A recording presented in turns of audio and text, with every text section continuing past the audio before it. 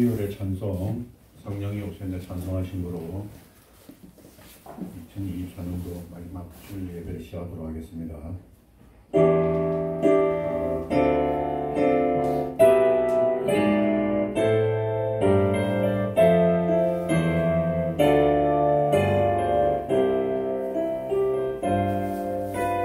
가무한 시절 치밀할 때 깊은 한숨 내쉬네 그런 풍경 보시며 간직하는 분이네 너와 같이 너희를 버려두지 않으리 내가 너희와 영원히 함께하리라 성령이 오셨네 성령이 오셨네 예수의 보내신 성령이 오셨네 우리 인생 가운데 친히 찾아오셔서 그의 나라 꿈꾸게 하셨네 억눌린 자 갇힌 자 자유함이 없는 자 피난처가 되시는 성령님 계시네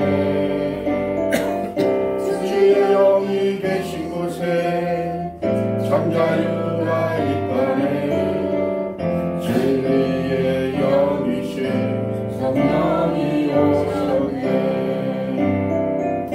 성령이 오셨네 성령이 오셨네 예수의 보내신 성령이 오셨네 우리 인생 가운데 친히 찾아오셔서 그 나라 꿈꾸게 하시네.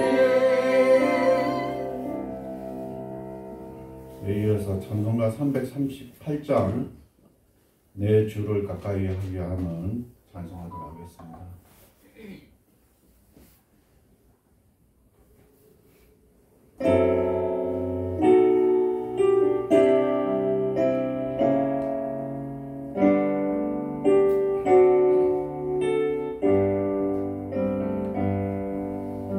내 주를 가까이 하게 하는 십자가 짐 같은 고생이나 내 인생 소원은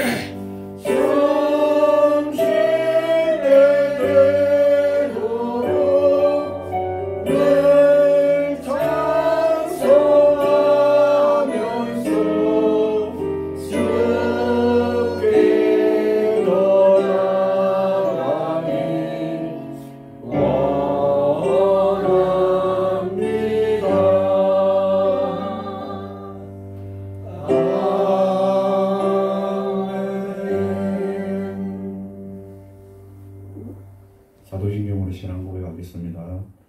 전능하사 천지를 만드신 하나님 아버지를 내가 믿사오며 그 외아들 우리 주 예수 그리스도를 믿사오니 이는 성령으로 인하사 동정녀 마리아에게 나시고 본디오 빌라도에게 고난을 받으사 십자가에 못 박혀 죽으시고 장사한 지 사흘 만에 죽은 자 가운데서 다시 살아나시며 하늘에 오르사 전능하신 하나님 우편 앉아 계시다가 저리로서 산자와 죽은 자를 심판하러 오시리라. 성령을 믿사오며 거룩한 공예와 성도가 서로 교통하는 것과 죄를 사하여 주신 것과 몸이 다시 사는 것과 영원히 사는 것을 믿사옵나이다. 아멘. 찬송가 212장 겸손히 주를 섬길 때 찬송하도록 하겠습니다.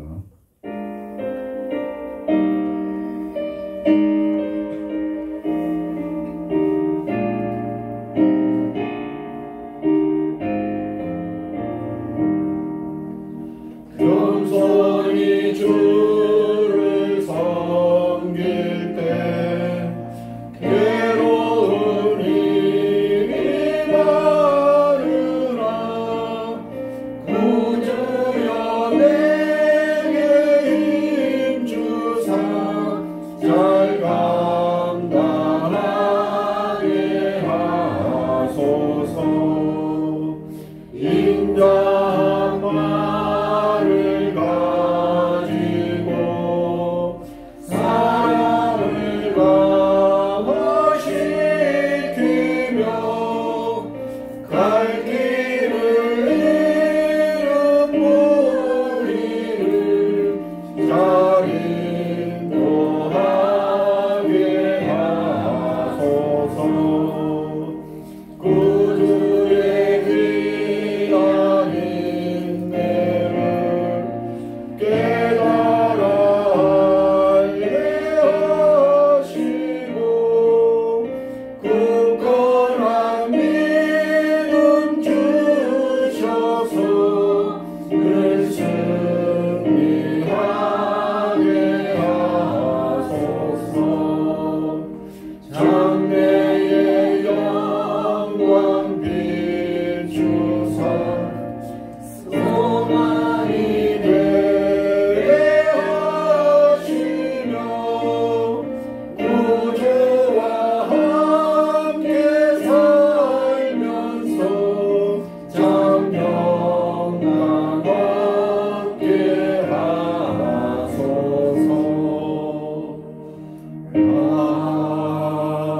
아멘. 아직도 하겠습니다. 저희들을 사랑하여 주셔서 2024년 한 해도 허락하여 주시고 또 이 한 해를 마지막 날을까지 주님 지켜주심을 감사합니다. 지난 한 해를 돌이켜 볼 때에 많은 일들이 있었습니다. 경제적인 문제로 걱정을 하며 가정의 문제로 마음을 다치며 건강의 문제로 근심하여 잠 못 이룬 적도 있었습니다. 이 모든 일들을 우리가 돌아볼 때에 우리가 근심함으로 우리가 걱정함으로 우리가 속상해함으로 다 해결된 것이 아니라 하나님이 예비하신 대로 하나님의 섭리에 따라 그 모든 일들이 해결된 줄로 믿습니다. 우리의 근심함이 아무 소용이 없었으며 주님의 말씀대로 근심하지 말았어야 될 일들을 우리는 근심하며 한 해를 지나왔습니다. 그렇지만 우리의 근심하는 것과는 다르게 우리가 생각하는 것과는 다르게 하나님의 뜻대로 모든 일들이 이루어지심을 알고 감사와 또 영광을 돌립니다. 그 결과가 우리가 원하는 대로 세상의 것으로 세상의 생각으로 이루어지지는 않았지만은 그 모든 것이 합력하여 선을 이룬 것을 저희들이 믿고 하나님께 또 감사를 드립니다. 앞으로 다가올 새해에도 지금 함께하여 주시고 많은 일들이 있겠지만은 주님의 말씀을 따라 우리가 근심하지 않게 하여 주시고 오직 기도하며 하나님께 맡기는 귀한 주님의 자녀의 삶을 살아갈 수 있도록 주님 함께하여 주시옵소서.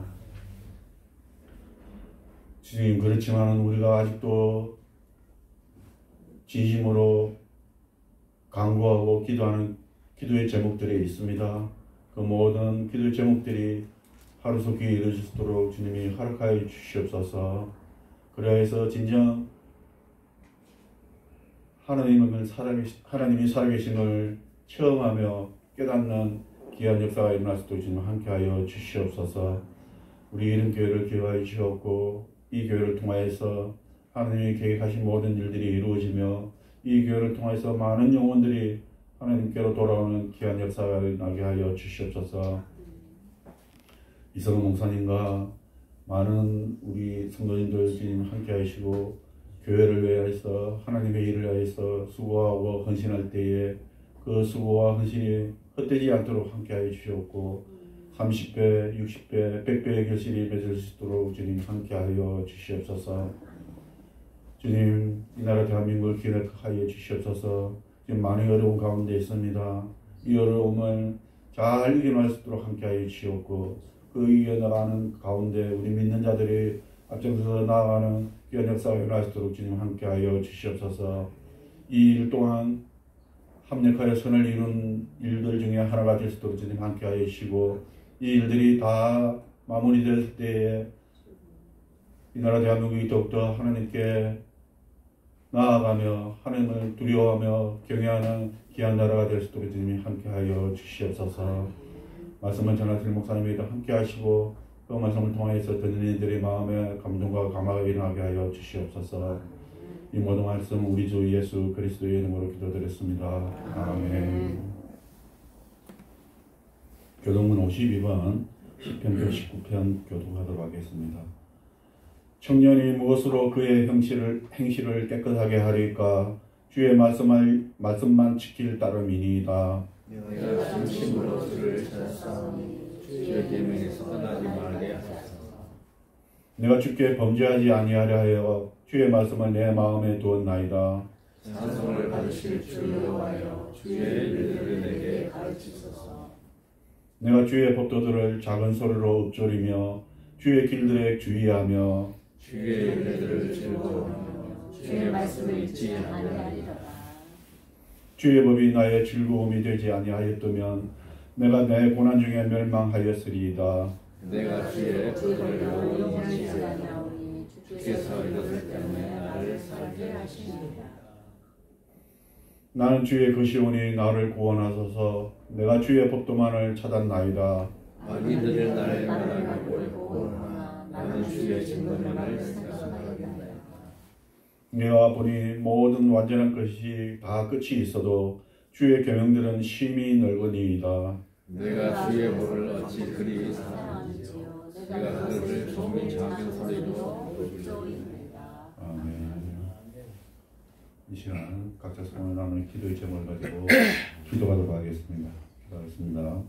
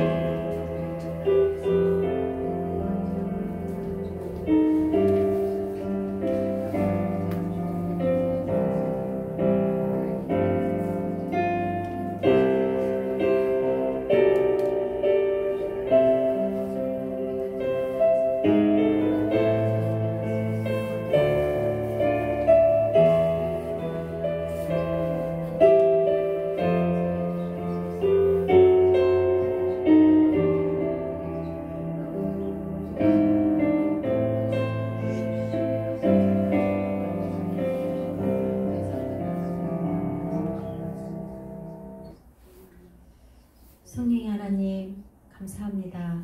오늘도 거룩한 한 시길 우리를 인도하여 주시고 이 한 시간도 예배를 드릴 수 있도록 인도해 주시면 감사합니다. 또 한 해를 마지막을 주를 맞이했습니다. 크고 작은 일들이 있었지만 이 시간 주님의 은혜로 또 예배를 나왔습니다. 거룩한 예배가 되게 하시고 하나님 말씀 속에서 변화받으며 영광된 예배로 드리는 귀한 시간 될 수 있도록 주님 인도하여 주시옵소서. 이 한 시간도 홀로 영광 받을 줄 믿사옵고 감사 영광 돌릴 때에 예수님의 이름으로 기도드렸습니다. 아멘.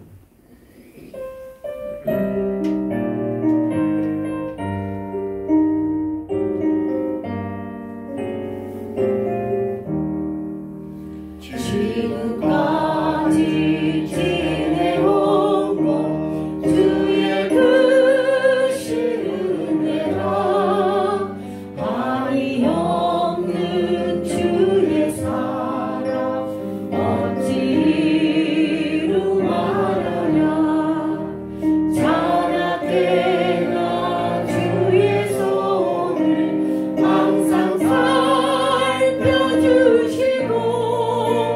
모든 일을 주 안에서 영통하게 하시네 몸도 맘도 연약하나 세입받아 살았네 물붓듯이 부으시니 주의 은혜 속하나 사랑 없는 거리에 험한 산길에 맬 때 주의 손을 굳게 잡고 찬송하며 가리라 주님 다시 배올라니 날로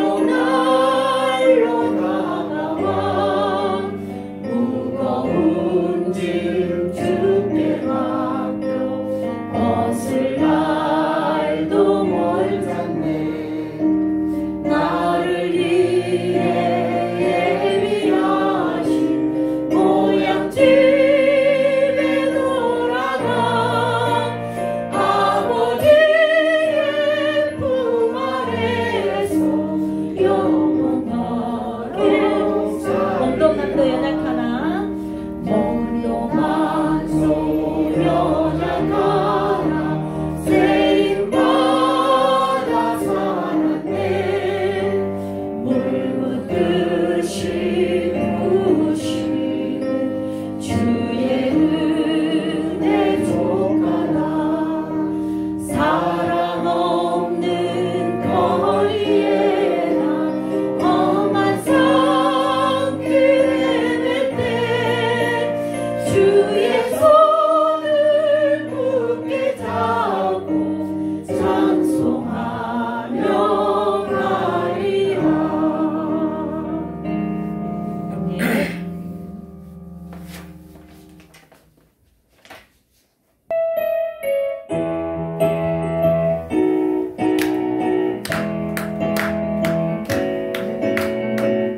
내 영이 주를 찬양합니다 내 영이 주를 찬양합니다 내 영이 주를 찬양합니다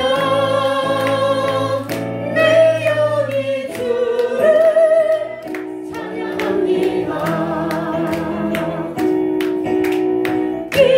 기뻐하라 나의 영혼아 감사하라 손을 들고 수송주하라 주를 향해 외치라 기뻐하라 나의 영혼아 감사하라 손을 들고 수송주하라 나의 영혼아 내 영이 주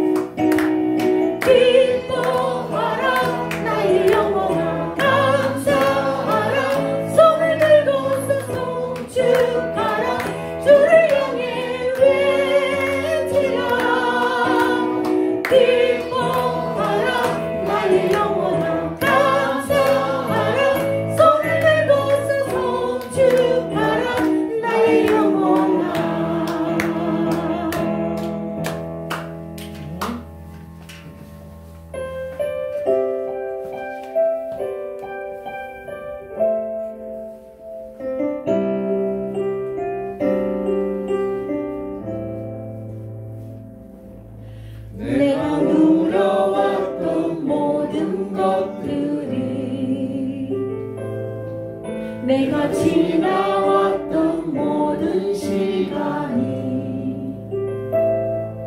내가 걸어왔던 모든 순간이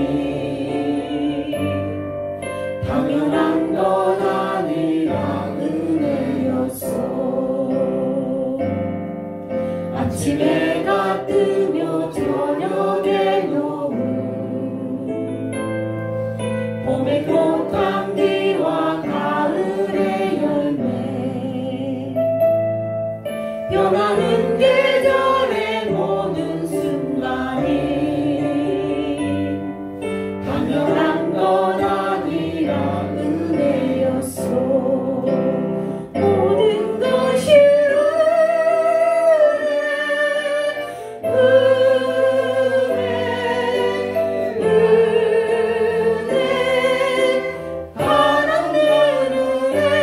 내 삶에 당연한 것 하나도 없었던 것을 모든 것이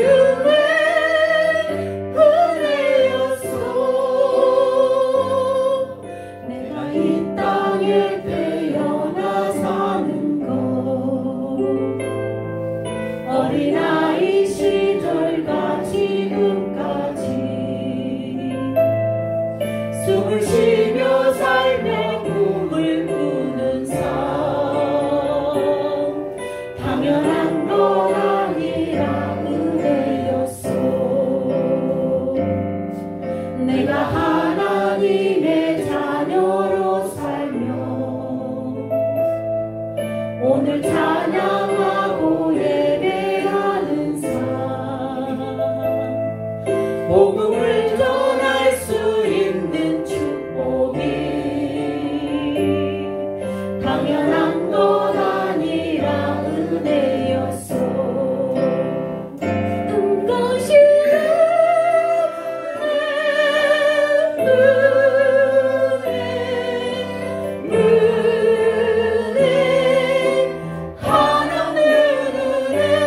내 삶에 당연한 것 하나도 없었던 것을 모든 것이 은혜였어. 모든 것이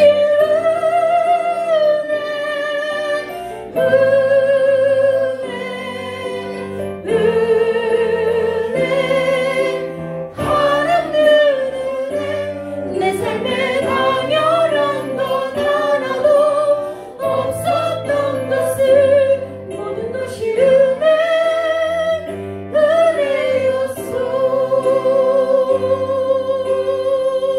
아멘. 오늘도 은혜가 되는 귀한 예배가 될 수 있도록 기도하시겠습니다.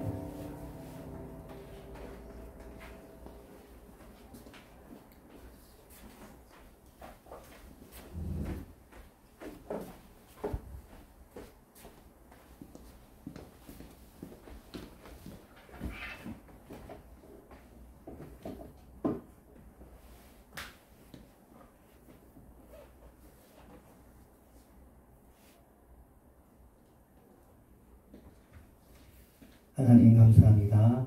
주님께서 이제 한 해의 마지막을 우리가 보내게 하시면서 새로운 한 해를 준비하는데 하나님 또 나라의 상황들을 주님께서 알고 계십니다. 주님 평안에서 평안으로 인도하여 주옵시며 실수나 잘못이 생기지 않게 하시고 주님 저희들이 기도하면서 주님의 뜻에 동참하는 사람들 되게 해주시고서 오늘 말씀을 듣기를 원합니다. 하나님을 통하여서 또 주님의 말씀을 통하여서 우리들이 붙잡아지기를 원합니다. 예수님의 이름으로 기도합니다. 아멘. 하나님의 말씀은 누가복음 36장 28절입니다. 네, 함께 읽겠습니다. 시작. 주라 그리하면 너희에게 줄 것이니 곧 흙이 되어 누르고 흔들어 넘치도록 하여 너희에게 안겨주리라. 너희가 헤아리는 그 헤아림으로 너희도 헤아림을 받을 것이니라. 아멘. 네, 오늘은 일반총 이제 10번째인데 이번 올해 연말에 이걸로 마치고 다음 주부터는 이제 야고보서를 보도록 하겠습니다. 우리가 수요일날 야고보서를 봤는데요. 마가복음 우리가 잠깐 했던 거를 수요일날 돌렸고 야고보서를 주일로 돌려서 보도록 하겠습니다. 오늘 마지막 시간인데 이제 일본 학자 두 팀이 연구한 것을 볼 건데요. 일단 한번 보도록 하겠습니다. 사람들이 이제 실수를 저지르잖아요. 근데 어떨 때 실수를 저지르는지에 대해서 홋카이도 대학의 무르타 교수팀이 학생들을 대상으로 모니터에 화살표를 보고 똑같이 누르게 하는 아주 단순한 실험을 했어요. 세 그룹으로 나눴는데 1그룹은 실수해도 상관없는 그룹, 2그룹은 돈을 미리 줬어요. 그 실수하면 차감되는 그룹. 보니까 이게 좀 오래된 실험인지 돈 액수가 작더라고요. 차감이 10엔 이렇게 된다고 그래요. 10엔이라고 하면 지금으로 치면 우리나라 돈은 100원인데 그건 너무 작은 돈이고, 아무튼 예를 들면 실수하면 1,000원이든 10,000원이든 차감되는 식으로 생각하면 되겠습니다. 그리고는 세 번째 그룹은 돈은 안 주고 맞추면 돈을 주는 그런 그룹으로 진행을 했습니다. 그리고 이제 이 실험의 수분 의도는 이제 실수했을 때 벌금을 부과하는 체제와 잘했을 때 성과금을 주는 체제 중에 어느 게 더 영향력이 큰가, 이것을 알아보기 위한 것이었습니다. 숨어있는 목적이. 그래서 결과가 나왔는데 이제 여러분이 어떻게 예상했는지 모르겠지만 1번 그룹하고 3번 그룹은 크게 차이가 없었습니다. 쉬운 실험이잖아요. 위 화살표 보고 누르고 하는 거잖아요. 그런데 두 번째 그룹은 1, 3 그룹에 비해서 눈에 띄을 정도로 차이가 났습니다. 실수하면은 안 돼 라는 생각이, 이것을 이제 내가 잘 눌렀다를 자꾸 보게 되는 거죠. 그래가지고 실수가 많습니다. 실수하면 돈이 차감된다는 부담감이 영향을 미치는 것으로 보입니다. 그래서 다른 실험도 한번 진행해 보았습니다. 이제 일정액을 미리 주고 게임을 시작했는데요. 1만 원과 5만 원 중에 선택을 해서 이제 당첨이 되면은 1만 원을 미리 건 사람은 1만 원을 받고, 그 당첨이 꽝이 나오면은 1만 원을 잃어버리고, 5만 원을 걸었다가 당첨이 되면 5만 원을 받고 꽝이 나오면 그만큼 차감되도록, 이것도 어떤 목적과 뭘 조사해 보기 위한 실험이었겠죠. 그랬는데 발견된 것이 5만 원을 걸었다가 잃어버린 사람은 굉장히 높은 확률로 다음에는 만 원을 안 걸고 5만 원을 걸더래요. 5만 원을 걸 확률이 매우, 다른 것보다도 5만 원을 잃은 사람이 5만 원을 건 확률이 굉장히 높았다고 합니다. 그래서 이것을 이 사람이 해석하기를, 여러분도 알 수 있는 거겠지만, 사람은 손해를 보면 이것을 만회하려고 굉장히 위협을 무릅쓰는 경향이 있구나. 우리 손해보기 싫잖아요. 그래서 5만 원 잃었으면 어쨌든 벌충을 하고 싶은 거예요. 그래가지고 내가 평타를 만들어야지, 아까도 실수하지 않아야지 하는 게 오히려 실수를 만든다는 경험을 했죠. 카지노에서도, 이거는 따로 실험 없이 상식에 관한 것인데, 카지노에서도 큰 돈을 잃으면 나와야 될 거 아니에요. 이게 안 좋잖아. 근데 큰 돈을 잃으면 더 오래 있는데요. 이것을 만회하고 내가 이렇게 뜰 것이다. 그러니까 바보 같은 짓인데, 여기 들어간 사람들은 손해를 만회하기 위해서 굉장히 안간힘을 쓴대요. 만약에 손해가 한 10% 모자라면 그 10%까지 채우려고 하다가 결국 안 되는 거잖아요. 자, 어떤 걸까요? 이제 주식 투자에서 손절이라는 개념이 있다고 얘기하죠. 손절이라는 개념은 투자 초보자들이 익혀야 될 핵심 개념인데, 어떤 거냐면 떨어진 주가가 상승할 기미가 보이지 않으면 이미 발생한 손해를 감수하고 팔아버리는 것을 의미하는데, 우리가 생각하기에도 참 쉽지 않을 거예요. 그죠? 내가 선택을 했어. 그랬는데 떨어진단 말이에요. 떨어질 때마다 안타깝죠. 근데 주가라는 건 떨어질 때도 있고 올라갈 때도 있으니까 기다려요. 기다리는데 계속 떨어져. 그러면 어느 정도 치면은 버려야 된대요. 근데 우리 중에 이거 버리기가 쉽겠어요? 근데 주식 투자하는 사람은 버리는 걸 배워야 된다는 거예요. 그래서 손절하고 나머지에서 메꿔야 되는데 안 하는 거죠. 오히려 돈을 더 붓기도 하고, 이게 나가지고 어떻게 하고 싶은 거예요? 이 손해를 메꾸고 싶어하는 그런 마음들이 여러분이나 저나 다 있을 겁니다. 손해보는 게 너무 속상해. 잃어버리고 싶지 않아. 그런 게 있습니다. 그런데 손절을 하지 못하고 더 큰 손해를 보는 사람이 훨씬 더 많습니다. 인간이 그렇게 되어 있습니다. 이건 지난주 거고요. 그래서 사람이 이익에 민감한가 손해에 민감한가, 그러면 손해에 훨씬 더 민감하다고 이제 우리가 알고 있으면 되겠습니다. 유명한 얘기긴 한데요. 그래서 부자와 가난한 사람이 싸우면, 가난한 사람이 부자가 되려고 노력하려는 그 노력보다 부자가 안 뺏기려고 하는 노력이 더 세대요. 가지고 있는 건 내 거잖아요. 내 것을 잃어버리지 않으려는 게 더 강한 거죠. 가난한 사람은 뭐 더 없어도 지금까지 살았고 그것을 얻으려고 애쓰는 것보다 안 되면 말아버려. 근데 부자는 안 뺏기고 싶은 거죠. 근데 당연한 거고요. 예. 또 그만한 노력이 있으니까 또 열심히 돈을 모아서 부자가 되셨겠죠. 그러니까 사람이 손해에 민감하다는 것을 우리가 알아볼 수 있습니다. 또 그래가지고 이것을 상술에 적용을 하면 지금 사야 이것을 돈을 법니다. 또는 오늘만 싸게 팝니다 하는 이 말이 의미하는 것이 그거래요. 지금 사지 않으면 당신은 손해봅니다. 그러니까 지금 꼭 사야 됩니다. 그러면 그래 나한테 당장 필요하진 않지만 앞으로는 손해볼 거 아니에요. 우리한테 손해본다는 것을 암시를 했으면 기다릴 것을 안 기다리고 바로 그냥 하는 거예요. 오늘 아니면 없어요. 그 말이 우리한테 바로 구매를 하게 하는 촉발 버튼이 되는 거죠. 손해를 의식해 움직이면 사실은 더 큰 손해로 움직일 가능성이 큰데도 불구하고 우리들은 그것에 대해서 자극을 당합니다. 그러므로 우리는 사실은 좀 편안하게 손해가 걱정될 때에도 그때 어떻게 보면 더 신중하게 판단해야 된다. 손해에 너무 민감해하지 말자. 이게 1차적인 오늘의 결론입니다. 두 번째 실험이 있는데요. 이건 일본의 다마가와 대학교의 사카가미 연구진이 실험을 한 건데 협력 게임이라는 실험입니다. 이 게임은 이 사람들이 처음 구하는지 아니면 미국에서 구하는지 모르지만 굉장히 유명한 실험이고 이 게임에 관련해 가지고는 TV 프로그램도 있고 그렇습니다. 이제 협력 게임의 기본 시스템은 이렇게 되어 있습니다. 두 사람이 이제 페어가 되었는데요. 두 사람이 서로 다 협력을 하면 둘 다 윈입니다. 그런데 A는 협력하고 B가 배신을 하면 A는 손해를 보고 B는 A가 손해본 만큼 이득을 얻습니다. 물론 둘 다 배신하면 둘 다 아무것도 못 얻어요.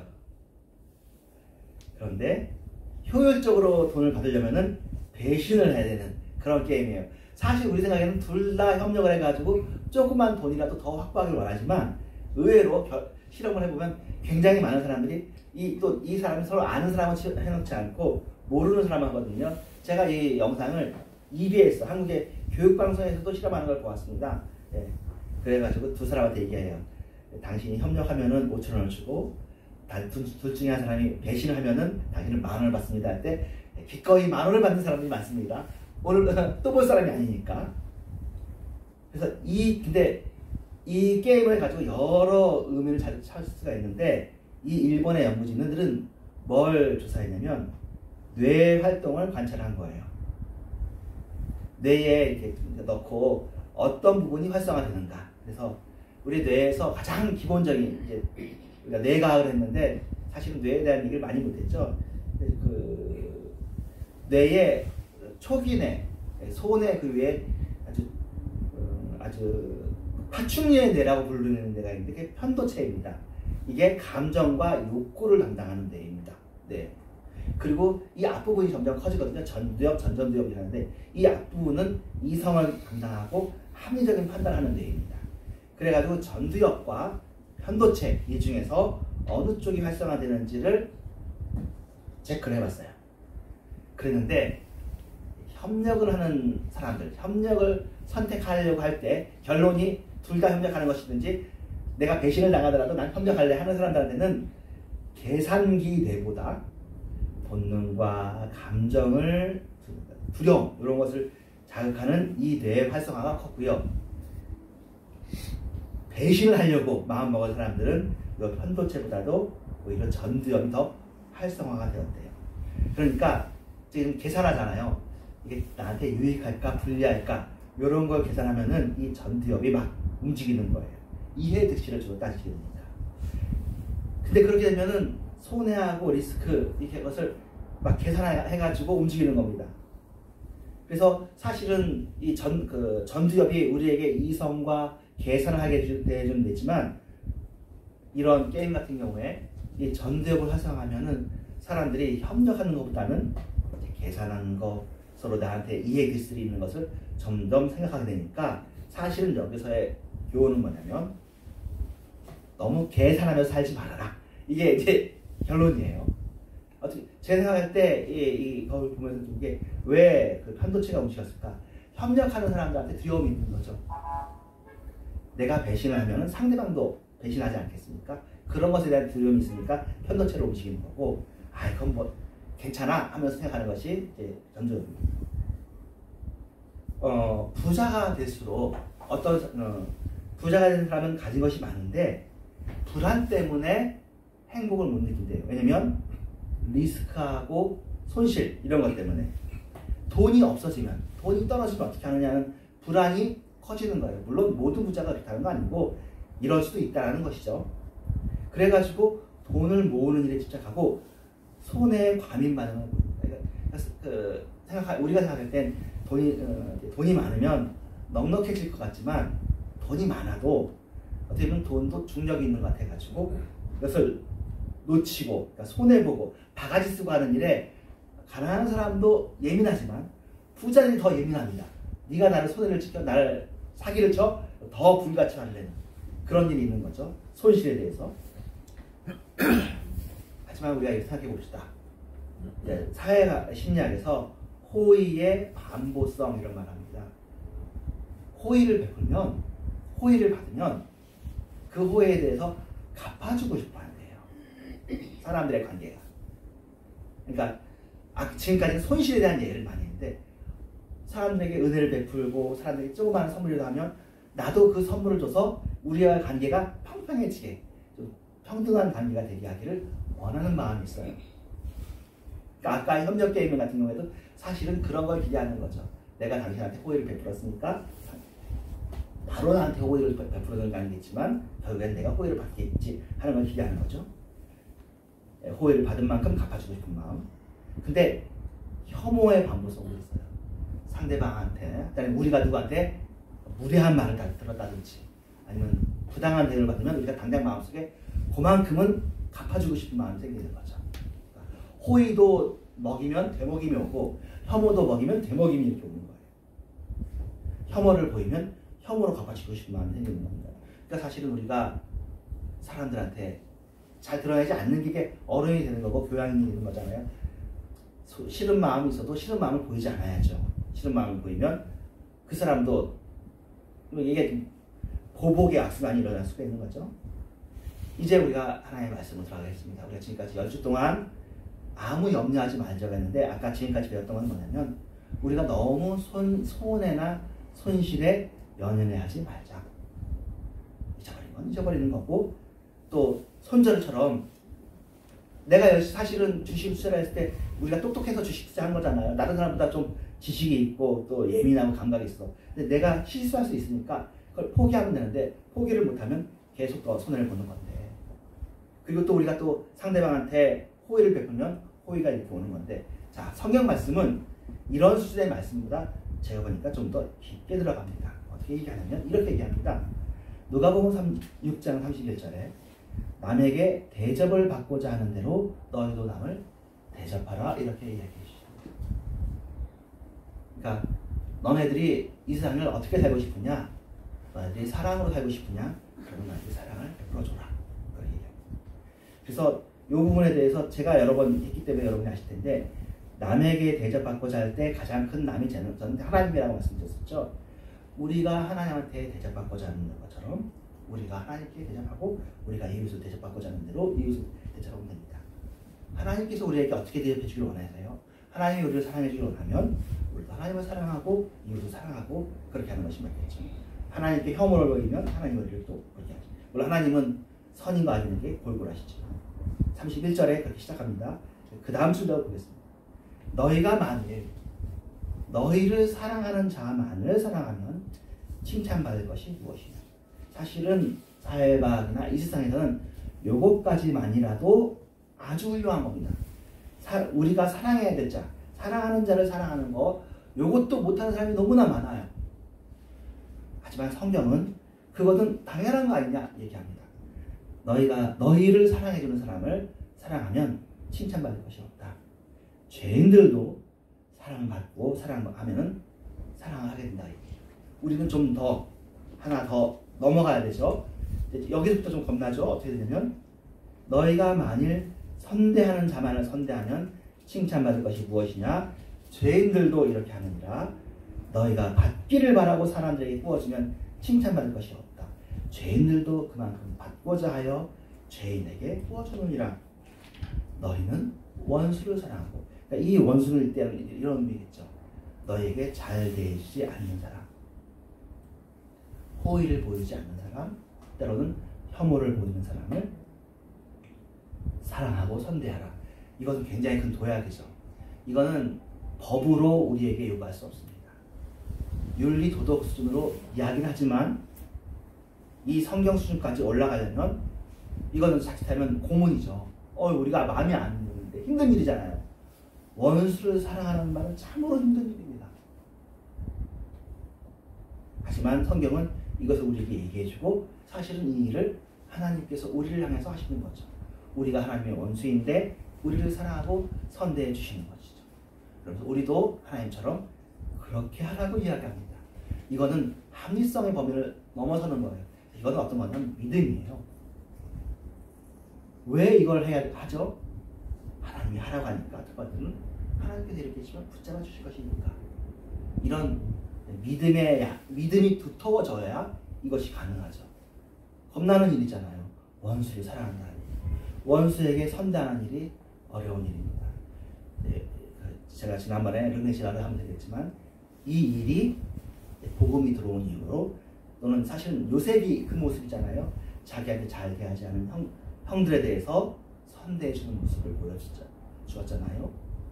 그런 것들이 이 세상에 자리 잡아서 지금 문화와 문명이 이루어지는 것입니다. 그러니까 이 세상이 유지되는 건 전두엽으로 움직이는 합리성으로만 움직이는 것이 아니라 이것도 이 세상의 법과 제도를 만들었죠. 그런데 분쟁이 생겼을 때, 어려움이 있을 때 이것을 참아내는, 그러면서 선대하는 이런 힘들이 있어서 지금까지 이 문명이 이루어지는 거예요. 사실은 제가 이제 저기 청년 단톡방이 있어요.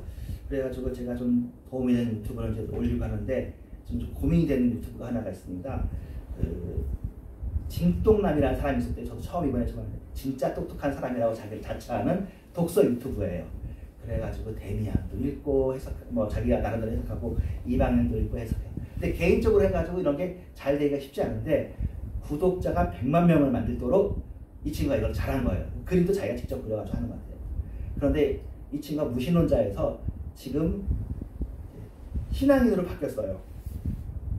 그러면서 구약하고 신약을 자기 나름대로 이해하면서 받아들이기를 했어. 근데 해석은 우리 종래에서하고 달라. 이단은 아닌데 쉽게 해석하면 약간 자유주의식으로 해석을 해서 올렸어요. 그래서 조심스러워서 이제 이거를 청년들한테 추천하게 내면해가지고 좀 놔두고 있는데, 어떻게 해석을 하냐면 이 사람의 이 젊은 친구인데 20대인지 30대인지 이 사람의 해석이 결론은 그거예요. 자기도 성경 모호를 믿고 삼위일체를 다 믿고 하지만 이 시대 젊은이들이 다 과학과 합리성을 믿고 하는데 기적을 안 믿는다는 거예요. 사람들이 안 믿어진다는 거예요. 그럼에도 불구하고 믿고 싶은 사람들이 있는데 그 사람들을 위해서 자기가 말을 한다고 얘기하면서 막 찢어내요. 막 얼마큼 찢어내면 구약의 모세가 말한 다 죽여라 하는 거는, 이건 하나님은 사랑인데 모세가 하나님을 잘못 이해했다. 다 찢어내. 그리고 여호수아도 찢어내. 심지어 에레미야도 찢어내 하면서 그것을 드러내기 위해서. 그래서 신약에 대해 얘기하는 건 여러분이 안 볼 거니까 제가 결론만 얘기하면, 신약에서도 예수님이 얘기하는 게 사람들이 우상 숭배하면 안 되는 거죠. 근데 사람이 자꾸 우상이 되잖아요.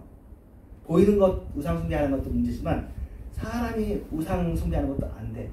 그런데 예수님께서 결국에는 나를 보라, 나를 따르라고 하면서 십자가를 졌다는 거예요. 그래서 예수님께서 우상을 자처했다. 이게 신약의 비밀이다 라고 같이 얘기를 해요. 그러니까 우리가 보기에 막 조심스럽죠. 너무 세게 얘기하는 거잖아요. 근데 요거 비슷한 얘기를 슈바이처가 사실 했거든요. 이 친구는 신학을 공부한 사람 아닌데 자기 나름대로 최대한 하나님의 선하심을 붙잡아내고 싶은 거예요. 그리고 예수님의 선하심을 붙잡아내려고 다른 사람을 다 찢어내. 그리고는 근데 자기가 왜 이렇게 하냐면, 자기가 지금 자신의 상황을 얘기하지 않지만 어려운 상황이 있나 봐요. 여러 가지 인생의 어려움을 겪었어. 그런데 믿어야 돼. 근데 그 자기가 믿을 만한 사랑과 평화의 나라, 이 친구가 말하는 사랑과 평화를 붙잡아내주는 경전이 불교도 읽어봤고 다 읽어봤지만 성경밖에 없다는 거예요. 자기는 여기에 안착을 했고, 그리고 자기가 나쁜 사람 아니니까 믿는 사람들도 자기를 너무 비판해 좋게 봐주길 바라고. 근데 아까 이 친구 구독자가 100만 명이라고 했잖아요. 이 유튜브는 300만이 갖고 있어요. 애들이 엄청 봐. 좋아해 이걸. 그러니까 이 친구의 의도가, 그러니까 다른 거는 뭐 이 친구가 올린 유튜브가 50만도 있고 100만도 있고 하는데 이거는 엄청 인기를 끄는 거예요. 그래가지고 기독교 번진 유튜브들도 있거든요. 유튜브 세계에 보통 구독자가 3천만 명이래요. 이 사람들도 이제 진동남이 이렇게 막 장을 열었으니까 여기에 대한 대답을 하면서 이 사람이 진동남이 한 것에 이것은 사실 이런 거다 이렇게 얘기하면서 서로 활발하게 이루어지고 있습니다. 그러니까 제가 이 이야기를 여기 꺼내는 이유는 아주 합리적이고 냉정한, 그리고 또 어쨌든 그렇지만 믿음을 갖고 있는 친구인 이 사람이 보기에도 우리 생각하는 것보다 훨씬 성경 이야기에 이 원수를 사랑하고 선대하라는 이 이야기가, 또 십자가의 복음 이야기 가지고 있는 힘이 인류 역사에 굉장히 중심이 되고 핵심되는 이야기입니다. 그러니까 아까 했던 은혜 지랄의 그 얘기를 똑같이 하더라고요. 성경이 없으면 인류 문화는 존속할 수 없었다. 우리 생각에는 안 그런 것 같은데, 이 이야기가 원수를 사랑하고 선대하고 이게 지금 아가페의 힘이고 사랑의 힘이잖아요. 이 묶는 힘이 인류를 지속해 왔다는 거예요. 그래서 아무것도 바라지 말고 꾸어주라. 아무것도 바라지 않는 게 참 쉽지 않잖아요. 근데 아무것도 바라지 않는 건 나중에 고린도전서 13장 같이 가죠. 그리하면 너의 상이 클 것이요. 상이 또 있는 거예요. 그죠? 아무것도 바라지 않는데 상이 클 것을 얘기해 주니까, 이렇게 생각하면 우리가 근본적으로 되면 이기적이고 우리가 손해를 싫어하는데 이거 완전 손해잖아요. 원수 사랑하는 게 큰 손해라고 자칫하면 내 목숨이 날아갈 수 있는 거예요. 그런데 상이 크다고 그러면 그러면 그 상을 바라보면서 손해를 감당할 수 있는 거죠. 뭐 요새 드라마에도 그 얘기하면 사람한테 잘해주는 건 참 쉽지 않은 일입니다. 우리는 그냥 동화에 나오는 것처럼 잘해준다고 해서 바로 우리에게 피드백이 오지 않습니다. 호의의 대목이 있긴 있지만 힘들 정도로 손해를 보면서, 이제 최근에 또 영화에도 그런 거 있었잖아요. 이제 그 안중근 의사에 관련한 이야기도 있는데, 이제 하얼빈이라는 영화를 지금 하는데, 옛날에 독립운동을 한다고 해서 그 독립운동이 바로 자기에게 보상으로 오는 게 아니잖아요. 긴 후에 오겠지만, 하지만 포기하지 않고 낙심하지 않고 씨를 뿌리는 마음으로, 또 씨를 뿌리는 것도 아니고 뭐예요? 주님께서 하라고 하시니까, 그래서 이것이 옳은 일이니까 원수를 선대하고 이웃을 연약한 자를 돕는 거 아니겠습니까? 이게 이 세상을 붙잡아내는 힘이고요. 또 감사한 건 나중에 천국과 지옥에서 이런 사람들끼리 천국에 가는 거죠. 배신자들, 아까 협력 게임에서 내가 기꺼이 배신해가 너는 돈을 더 버들이라, 그런 사람들도 게임이니까 그러겠지만 그런 것이 누적이 되면 얼마나 사람이 좀 악해집니까? 천국은 그런 악한 사람이 없습니다. 얼마나 편하게 살 수 있겠어요? 즐겁게. 이런 사람들이 모이는 사람들이 곧이 지극히 높으신 이의 아들이 된다, 이렇게 얘기고요. 그는 은혜를 모르는 자와 악한 자에게도 인자하시니라. 예수님께서 본인이 은혜를 모르는 자와 악한 자에게도 선대하는 자이심을 보여주십니다. 너희 아버지의 자비로우신 같이 너희도 자비로운 자가 되라.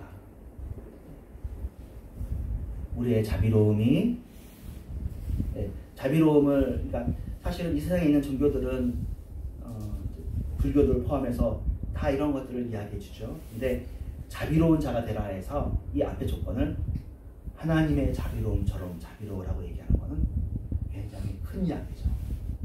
굉장히 큰 이야기예요.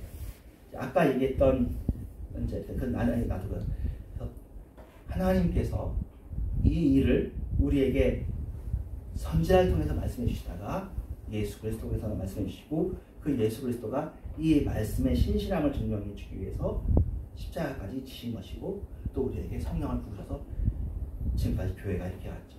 교회가 이 일을 지키는 일에 여러 번 실수했고 어쩌면 지금도 실수하고 있을지 모르지만 그렇지만 교회에 대해서 하나님께서 자비로우셔서 지금까지 붙들어 주시고 또 다시 한번 그러니까 인간의 영혼이 이거를 원하는 거예요. 이 사랑이 사람을 살게 합니다. 마지막에 37절 비판하지 말라. 그리하면 너희가 비판을 받지 않을 것이요. 그러니까 사실은 이 세상에서는 비판이 필요하고요. 비평도 필요하고 그렇습니다. 그러나 이것은 이 세상을 살 때 사회생활을 하는 용어는 사실 아니고 그런 의미에서 우리가 서로에게 당신은 왜 원수를 사랑하지 않았냐라고 옆에서 얘기하는 것이 아닙니다. 이거는 우리도 그렇게 못할 사람이기 때문에 같은 예수 믿는 사람이라고 해도 원수 사랑하는 것은 그 사람이 하나님과의 관계에서 직접 해야 될 일이지 이것을 윤리로 법으로 강요해서는 또다시 이건 굉장히 위선이 될 수도 있어요. 이 일은 하나님과 자기 사이에서 허락하는 만큼 하는 것이죠. 비판하지 말라는 것들도 우리가 사실은 누구한테 비판받지 않기 위해서 하나님께 비판받지 않기 위해서 정죄하지 말라. 그러면 너희가 정죄를 받지 않을 것이요.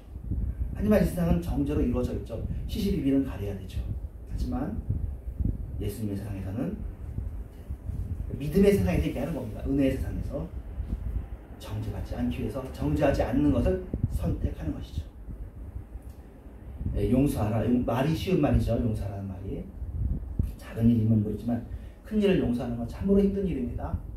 하지만 이유는 우리가 용서를 받아야 됩니다. 우리도 죄인입니까? 그래서 용서를 하라는 것이 이게 아주 쉬운 말처럼 여겨지지만 주라 그리하면 너에게 줄 것이니 곧 후히 되어주고 네. 처음으로 후히가 들어가서 이거는 그냥 등가로 하는데 주라 그리하면 너에게 후히 줄 것이다. 사람들에게 받는 수도 있겠지만 누구한테 받겠습니까? 하나님께 곧 후히 되어주고 흔들어 넘치도록 하여 너에게 주리라.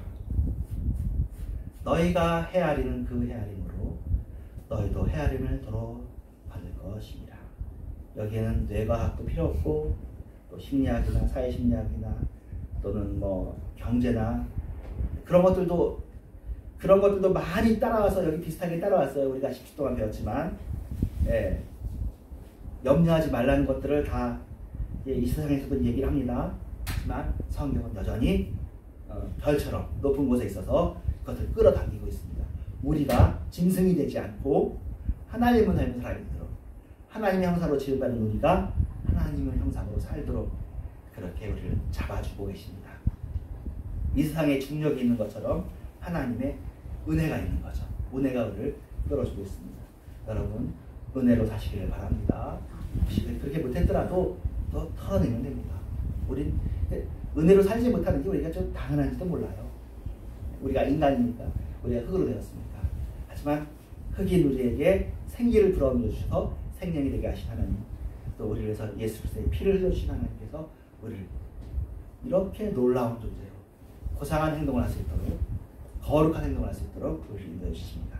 기도하겠습니다. 하나님 감사합니다. 주님을 사랑하고 주님을 찬양합니다.